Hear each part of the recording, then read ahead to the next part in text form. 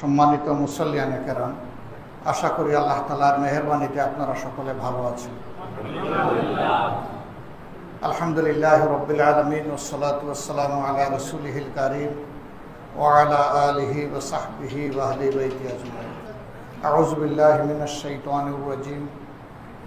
আল-ইয়াওমা আকমালতু লাকুম দীনাকুম ওয়া আতমামতু আলাইকুম নি'মাতি ওয়া রাদিতু লাকুমুল ইসলাম দীনা। সাদাকাল্লাহু মাওলানাল আযীম। আল্লাহ সুবহানাহু ওয়া তাআলার অসংখ্য শুকরিয়া যে আল্লাহ তাআলা আমাদেরকে সালাতুল মাগরিব জামাতের সাথে মসজিদে এসে আদায় করার তৌফিক দান করেছেন। আলহামদুলিল্লাহ। আল্লাহ তাআলা না চাইলে আমরা কেউ এখানে আসতে পারতাম না। এই মসজিদের হয়তো অনেক মুসল্লি আছেন যারা নিয়মিত এখানে এসে সালাত আদায় করতেন, কিন্তু আল্লাহ তাআলা তার কাছে তাদেরকে ফিরিয়ে নিয়েছেন এবং এখন তারা আর দুনিয়াবাসী নন, এখন তারা কবরবাসী। মহান রবের দরবারে দোয়া করি আল্লাহ তাআলা এই মসজিদের মুসল্লি সহ সারা দুনিয়ায় আল্লাহর যত বান্দারা শুধু আল্লাহর জন্য সেজদা এবং রুকু করেছেন, আল্লাহ তাআলা এবং রুকু এই সেজদাকে তাদের সাথী এবং সঙ্গী বানিয়ে দিন। তাদের কবরগুলোকে আল্লাহ তাআলা জান্নাতের নূর দিয়ে জাইয়ানা করে দিন। তাদের কবরগুলোকে আল্লাহ তাআলা এক টুকরা ছোট্ট জান্নাতে পরিণত করে দিন। কবরগুলোর সাথে রব্বুল ইজ্জত তার জান্নাতের একটা জানালা খুলে দিন। তাদেরকে আল্লাহ তাআলা উত্তম লেবাস, উত্তম বিছানা, উত্তম রিজেক এবং উত্তম সঙ্গী দান করুন। আর যারা বেঁচে আছেন আল্লাহ তাআলার জন্যে, আল্লাহকে ভয় করে, আল্লাহর ভালোবাসা পাওয়ার কাঙ্গাল হয়ে যারা এই নামাজ সালাত আদায় করেন, আল্লাহ তাআলা জীবনের শেষ মুহূর্ত পর্যন্ত এই নিয়ামতের শুকরগুজারি করার তৌফিক আমাদেরকে দান করুন। আল্লাহ তাআলা আপনাদের সকলকে সুস্বাস্থ্যের সাথে রাখুন। আমি সূরা মায়েদার ৩য় আয়াতের একটা অংশ তেলাওয়াত করেছি। রব্বুল ইজ্জত এখানে আমাদের উদ্দেশ্যে বলছেন, আল-ইয়াওমা আকমালতু লাকুম দীনাকুম, তোমাদের দিনকে আমি কামিলিয়ত বা পরিপূর্ণতা দান করলাম। ও আতমামতু আলাইকুম নি'মাতি, এবং আমার পক্ষ থেকে আমার বান্দাদের জন্য যত নিয়ামত ছিল এই কোরআনের মাধ্যমে এইটাও পরিপূর্ণ করে দিলাম। সুবহানাল্লাহ। ও রাদিতু লাকুমুল ইসলাম দীনা, আর ইসলামকে তোমাদের জীবন চলার গাইডলাইন পাথেও হিসাবে তোমাদেরকে দান করলাম। সম্মানিত মুসল্লিয়ানে কেরাম, একটু আগে আমরা মাগরিবের সালাত এখানে আদায় করেছি। আল্লাহ তাআলার প্রেমে মশগুল হয়ে খুশু এবং খুজুর সাথে। খুশু হচ্ছে আল্লাহকে ভয় করা, খুজু হচ্ছে আল্লাহ তাআলার সন্তুষ্টির তামান্না অন্তরে রাখা। এই ভয় এবং তামান্না দুইটা নিয়েই আমরা নামাজ আদায় করেছি। এখানে একজন ইমাম সাহেব মেহরাবে দাঁড়িয়েছিলেন, আমরা সবাই তার পিছনে ইক্তেদা করেছি। ইমাম সাহেব যখন তাকবীরে উলা বা তাকবীরে তাহরিমা বলে হাত বেঁধেছেন, এরপরে আমরা তাকে অনুসরণ করে হাত বেঁধেছি। এরপরে তিনি কেরাত পড়েছেন, মন ভরে শুনেছি। তিনি রুকুতে গিয়েছেন, আমরা তার অনুসরণ করেছি। তিনি রুকু থেকে সোজা হয়েছেন, তা অনুসরণ করেছি।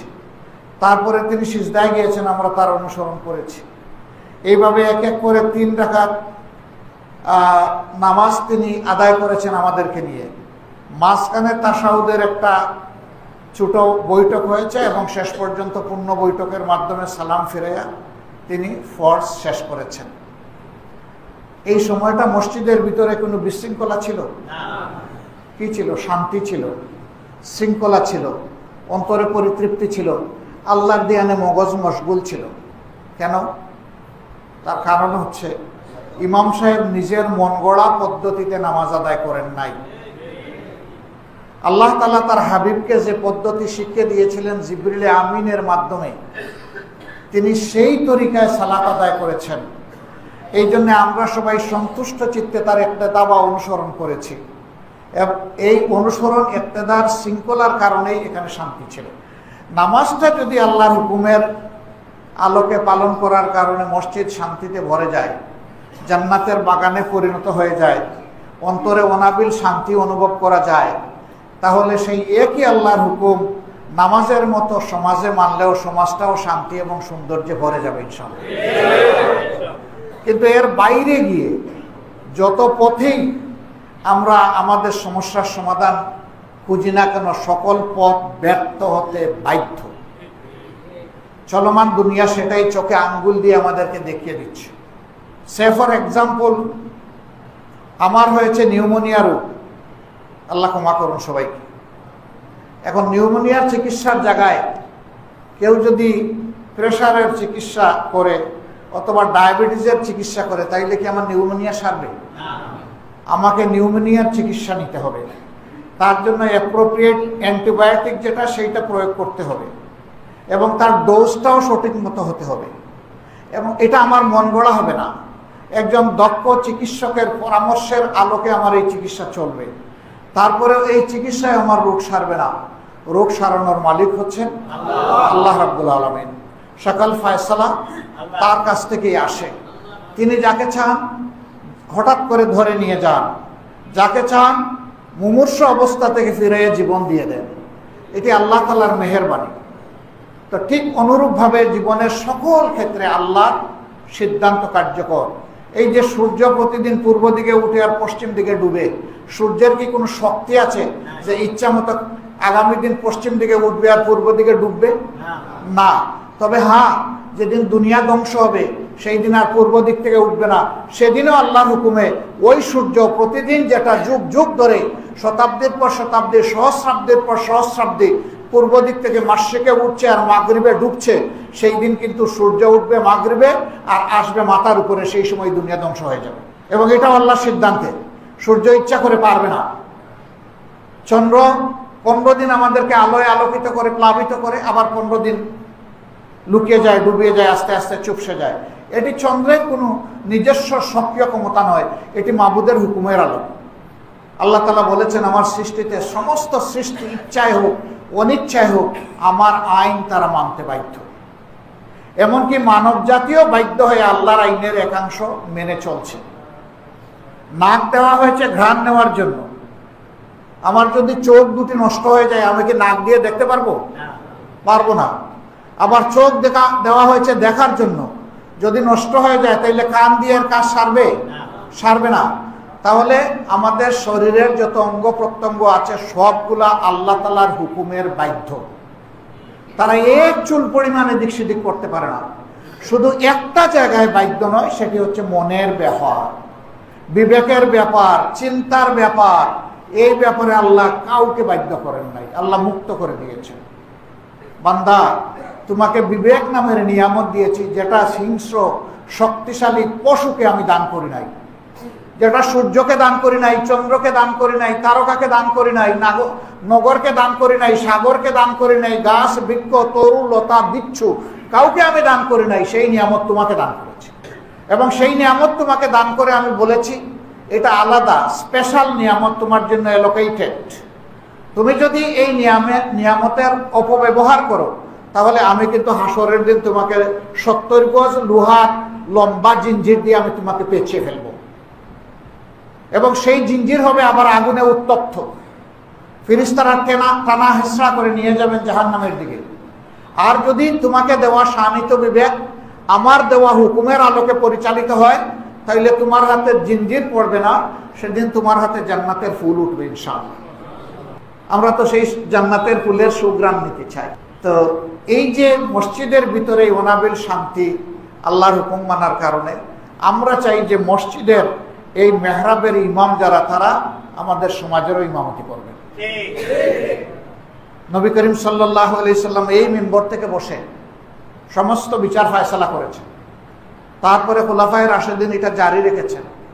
অবশ্য খুলাফায়ে রাশিদিনের সময় আলাদা বিচার বিভাগও কায়েম করা হয়েছিল, কিন্তু শেষ পর্যন্ত ব্যর্থ হলে এই জায়গায় ফিরে আসত।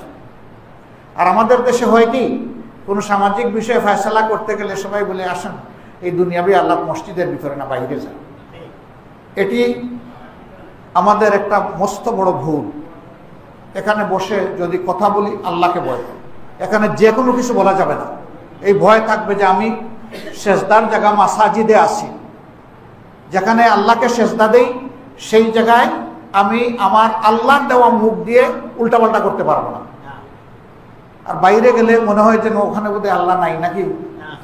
আল্লাহ মসজিদে আছেন, বাইরেও আছেন, আল্লাহ বলেন, শুনো, এমন জায়গায় আমি আছি যে জায়গার কল্পনা তুমি করতে পারো না। আল্লাহু আলিমুম বিযাতিস সুদূর, তোমার অন্তরের গভীরে আমি আছি, আমাকে ফাঁকি দেওয়ার কোনো শক্তি তোমার নেই।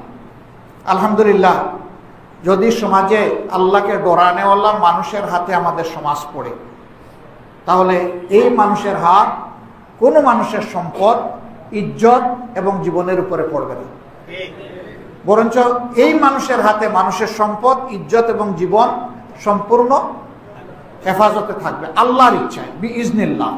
কারণ সে যে আল্লাহরে ডরায়, সে আল্লাহর সাহায্য পাবে। আমরা প্রিয় দেশটা স্বাধীনতার পর 53 বছর গেল, এমন একটা সোনার দেশ আমরা গড়তে পারলাম না। কেন পারলাম না? আমরা কোরআনকে বুকে ধারণ করে দেশ গড়ার চিন্তা করিনি। আমরা আপনাদের খেদমতে আরজ জানাই, কোনো ব্যক্তি নয়, দল নয়, আসেন আমরা কোরআনকে আঁকড়ে ধরি, রাসূল করিম সাল্লাল্লাহু আলাইহি সাল্লামের সুন্নাহকে আমরা মহব্বত করি। এই দুই শক্তি বুকে ধারণ করে সমাজ যদি গড়তে পারি, ইনশাআল্লাহ দুনিয়ার সমাজে আল্লাহ তাআলার জান্নাতের সুবাস পাওয়া যাবে এবং এই দেশ হবে পৃথিবীর একটা শ্রেষ্ঠ দেশ। এখন দুনিয়ার বহু দেশে আমরা মাথা তুলে সম্মানের সাথে কথা বলতে পারি না। আমরা বিভিন্ন সময় চ্যাম্পিয়ন হয়ে যাই, ভালো কাজে নয়, দুর্নীতিতে। কেন হয়? আল্লাহরে ভয় করে না বলেই মানুষ যখনই যেখানে যে সুযোগ পায়, বৈধ অবৈধ তার কোনো পরোয়া করে না, তখন তার হাত ওই দিকে চলে যায়। আল্লাহর দরবারে দোয়া করি, যারা আল্লাহকে ভয় করে এই সমাজের সেবা করবে, আল্লাহ যেন আগামীর সেবার দায়িত্ব তাদের হাতে তুলে দেন। সেই ব্যক্তি আপনিও হতে পারেন, আরেকজন হতে পারে, আমিও হতে পারি। তবে এই খুশকিসমত থেকে আল্লাহ যেন আমাদের কাউকেই মাহরুম না করেন। এখন বলবেন, আমরা কি সবাই প্রেসিডেন্ট, প্রধানমন্ত্রী, এমপি হতে পারবো না? পারবো না, কিন্তু আল্লাহর বান্দা তো থাকতে পারবো। আমার কাজ হচ্ছে আল্লাহর বন্দেগী করা। কোন অবস্থায় আল্লাহ নিয়ে আমাকে বন্দেগীর সেই সুযোগ দিবেন, এটা আল্লাহ তাআলার ফয়সালার ব্যাপার। কুলিল্লাহুম্মা মালিকাল মুলকি তুতিল মুলকা মান তাশাউ ওয়া তানজিউল মুলকা মিম্মান তাশা। আল্লাহ বলছেন, বলে দাও, আল্লাহই সেই মহান সত্তা, বাদশাহীর সমস্ত কিছু তার এখতিয়ারে। আল্লাহ যাকে চান দুনিয়ার বাদশাহীর ক্ষুদ্র অংশ দেন, আবার যখন তার অপছন্দ হয়ে যায় তখন ঝাপটা মেরে এখান থেকে নিয়ে যান। আমরা চোখের সামনে কি এগুলো আমাদের দেশে দেখি নাই? দুনিয়া আমরা দেখছি না? এই জন্য যারা এই সুযোগ পাবেন তারা যেন দুনিয়ার মালিক কেউ কাউকে মনে না করেন। তারা যেন মনে করেন যে আমরা আল্লাহর গোলাম।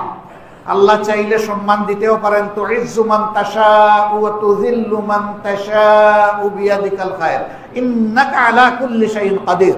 ইজ্জত দেওয়ার মালিক আল্লাহ, নেওয়ার মালিক আল্লাহ।